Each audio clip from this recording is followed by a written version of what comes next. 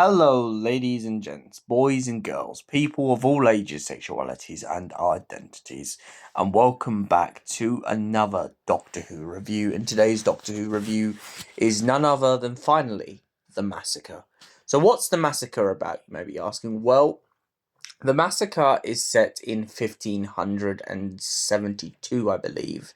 It's 1500 and something. But pretty much what's happened is the Doctor and Stephen have landed after the events of Dalek's master plan. And so they're pretty fresh on that. The whole Sarah Kingdom story arc and everything after that is pretty much still weighing on them. So the Doctor and Stephen decide to take a getaway and land in Paris. However, during the course of this, the Doctor ends up in a bit of a talk with his people about his actions, which hence go on to happen in this story.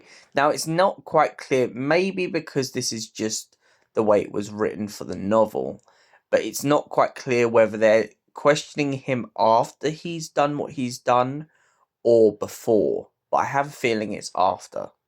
So, after landing in Paris and essentially establishing himself as a very notable gentleman, the Doctor and Stephen go to a bar in which they observe two groups of people having talks and essentially realize that Paris at this point in history is in utter turmoil. There's the Catholics and the Protestants, and there is a conspiracy that pretty much the whole country is going to be taken over by one religion or the other. The Doctor urges Stephen not to interfere, as the politics of it all could wrap him up in something far worse. However, the Doctor saying this is an absolute irony, especially after what he does next. The Doctor's only supposed to have gone for a few hours in looking for this great scientist or philosopher.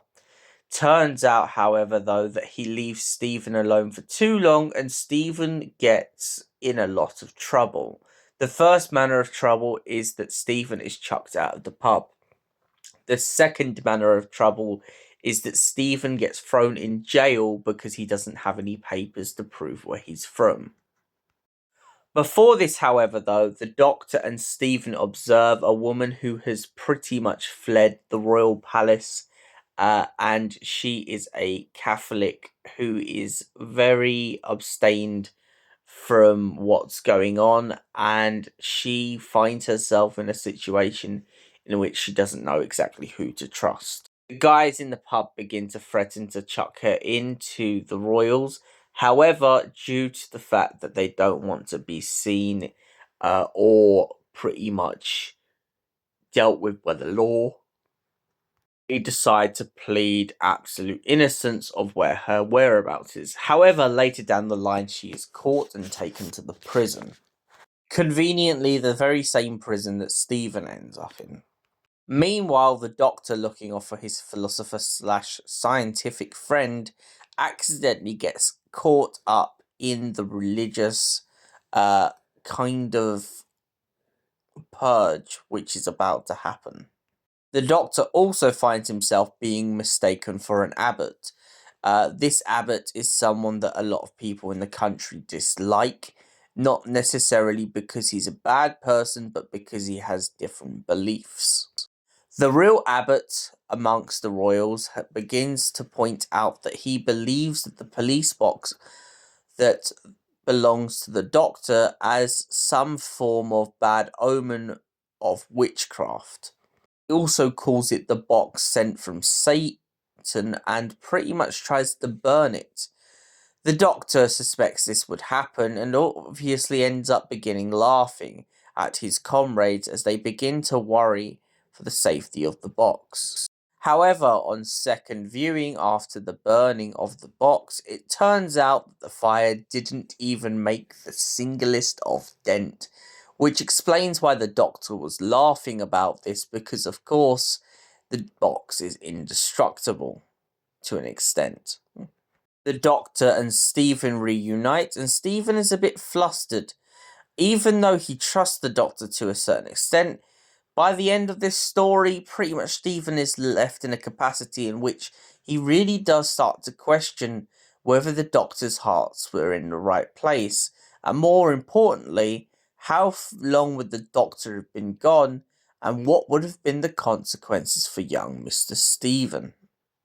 So, overall, what did I think of this story, The Massacre? It's a very interesting historical, and I can't lie, it has some pretty good funny moments, such as the Doctor being told the fact that he could have just knocked on the door, and Stephen pretty much being confused at why the Doctor would park the police box on a junk pile. The Doctor's excuse for this in the story is apparently something along the lines of that it would make it inconspicuous and less obvious to the trained eye, which obviously isn't true because the box gets burned. So, overall, what did I think of the story? I really like its strong points. I really like some of its weak points. I sadly though, I'm gonna have to mark this as a very low story because I really feel bad for Stephen in this story. He gets so much to do, and the Doctor is nowhere to be seen. And then once he realizes that he believes that the Doctor could be the abbot, it makes it even more conflicting because then you're stuck with this question of what does Stephen do? Because he can't call over to the abbot because he doesn't know who the hell Stephen is. And then he's also got to try and help this servant girl because he knows the punishment that lays ahead of her. But then he's also got to try and convince people in the bar that he's not one religion or the other. I mean, he does mention in the bar that he thinks of himself as not necessarily atheist, but he doesn't stick to one significant belief. So he's not on either side of the fence, but he keeps an open mind. And that is why I've kind of got to mark this down. And sadly, I'm sorry, Massacre, but it's going to have to be a 6 out of 10 for me.